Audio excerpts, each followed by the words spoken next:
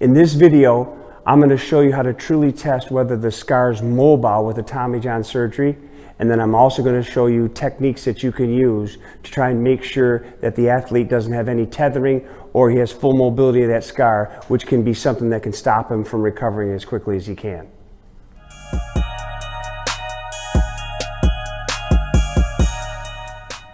So this is your typical Tommy John scar. So what you're going to see is, you want to test all aspects of mobility. So you want to go medial and lateral, and Max has pretty good mobility medial and lateral, but then, if you work superior, inferior, you can see he's somewhat tethered and he doesn't have full mobility going superiorly. So, when we're going to show you a video where we mobilize that manually, and then we're also planning on doing a video next week with Graston that you can use. So make sure you subscribe to the video so you don't miss that. But in this instance, you want to compare it side to side, and we're going to show that here in a second. So now if you look at the other side, you can see when you move the skin inferiorly and superiorly, it rolls right over the medial epicondyle.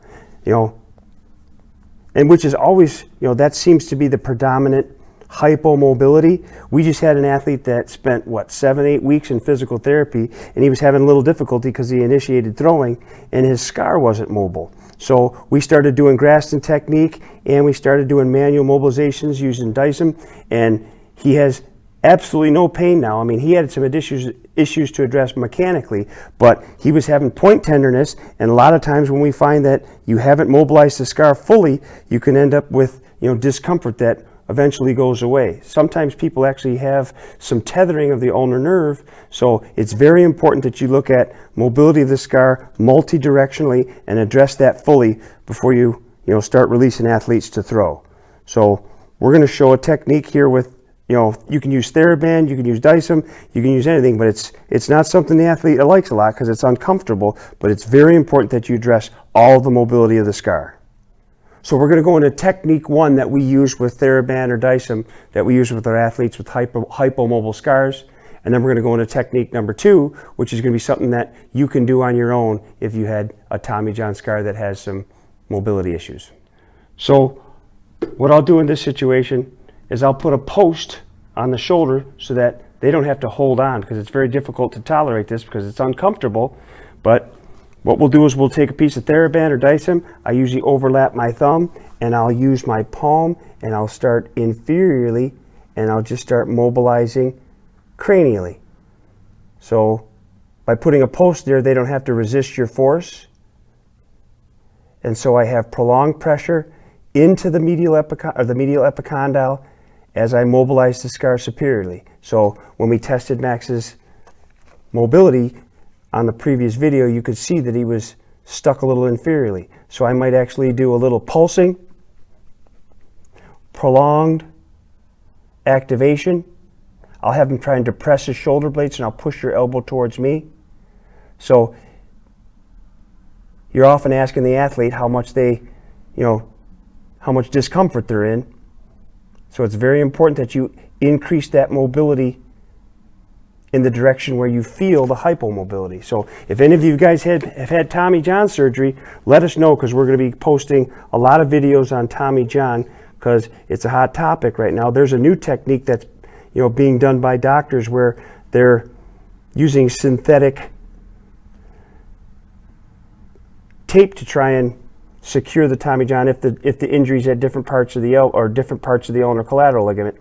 So we're going to be addressing that as well, because that's something that I'm studying just to try and see if the efficacy of that is better than the Tommy John. But you want to make sure you can do things more in a diffuse pressure. So I'll actually take it to the point of where I feel a little resistance and then do a little pulsing. So it's very important that you address it. Then you assess it so you can see it's a little bit better. It'll blanch the skin. Sometimes they'll come back and the scar will be a little bit more red, which is okay. But most importantly, you're just trying to reinforce your hand pressure, get them to tolerate as much as possible, and then you're pushing cranially. So I'll go more diffuse, then I'll go more specific with my thumb, and then you work your way up the scar, especially where you start to feel things tethered. So usually people have good mobility, median, lateral, but that inferior and superior mobility is often something that I find in my throwing athletes that come to me after therapy that hasn't been addressed fully. And like we said in the previous section, we just had an athlete that came in that was something that wasn't being addressed, and then we started doing it for a week and it went away. So very important that you address all aspects of mobility in the elbow, passive range of motion, and also scar mobility. So in this technique, it's a self-mobilization technique. You want to get your athlete actively contributing to their own rehabilitation. And the more you can get them focused on the things they need to be focused on, the more effective it'll become. And a lot of times the shorter it'll take to get them back to the mount. So I'll have them, roll right on the TheraBand. And then from here, I'll have them do their own self-mobilization. And you can see at the end, I'll have them pulse. So there's a downward pressure applied to the hand, and then they actively roll their arm medially and laterally, and then change contact points by bringing themselves down to get more of the proximal scar. So you can apply it multi-directionally, but very important to get them to get that scar as mobile as possible.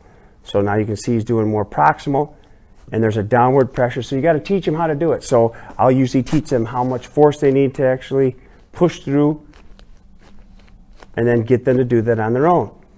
So addressing scar mobility, very important to teach the athlete how to do it. And then once you can test it, it's easy to see side to side if they've attained full mobility. So you don't want to have something as insignificant as scar hypomobility stop an athlete from recovering. So very important to address, get them involved with it.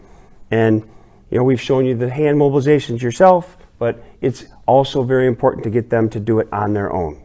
So there's two techniques that can be used to address scar hypomobility. One you can do on your own as an athlete, and one that you can use as a clinician.